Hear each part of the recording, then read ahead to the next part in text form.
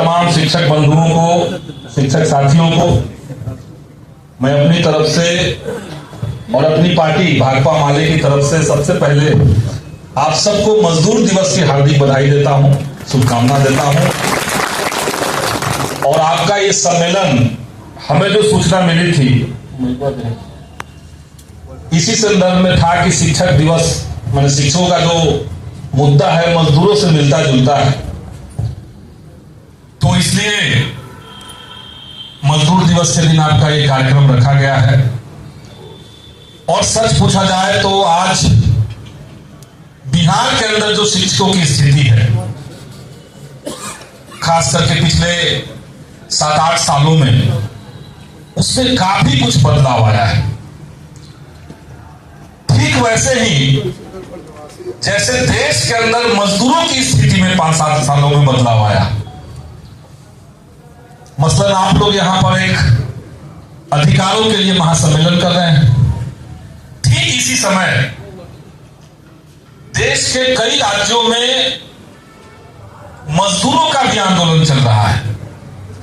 वो भी अपने हक अधिकार के लिए लड़ रहे हैं।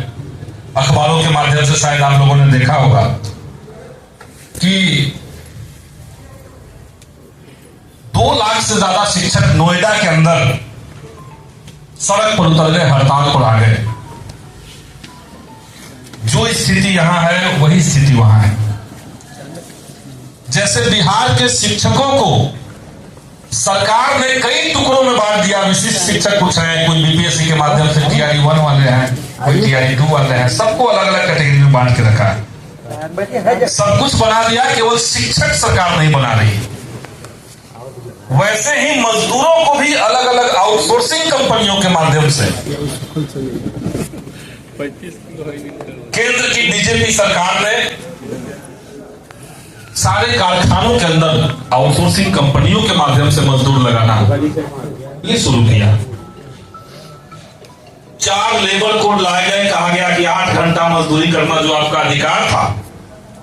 1886 में आज ही के दिन शिकागो के अंदर मजदूरों का आंदोलन हुआ था, जिसमें उनकी एक सबसे बड़ी मांग जो थी वो था 8 घंटा हमें मजदूरी करने के लिए मिले, बाकी 8 घंटा हम सोएंगे और 8 घंटा में जिंदगी का और काम करेंगे। तो वो आंदोलन की जीत हुई थी 1886 में, और अंतर्राष्ट्रीय मजदूर दिवस तब से मनाया जा रहा है। लेकिन 2020 में सरकार ने लेबर कोड ला करके, 4 लेबर कोड ला करके कहा कि नहीं, कंपनी का मालिक चाहेगा तो आपको 8 घंटा नहीं 16 घंटा काम करना पड़ेगा। जो न्यूनतम मजदूरी मिलती थी, अब कहा गया नए नियम के मुताबिक कि कारखाने का मालिक अगर चाहेगा तभी न्यूनतम मजदूरी देगा, नहीं तो कम पेमेंट में भी आपसे काम कराएगा। जैसे बिहार के टीचर्स को आपके संघर्ष के बलबूते राज्य कर्मी का तो दर्जा दिया गया, लेकिन असल में जो राज्य कर्मी को सुविधा मिलनी चाहिए, जितना तनख्वाह मिलना चाहिए, जितना पेमेंट मिलना चाहिए, वो नहीं दे रही सरकार। तो मजदूरों के साथ शिक्षकों की एकजुटता, ये हमारे चिंतन का एक केंद्रीय विषय होना चाहिए। और बिहार में शिक्षकों का एक जबरदस्त आंदोलन कर दिया। तो इस दौर के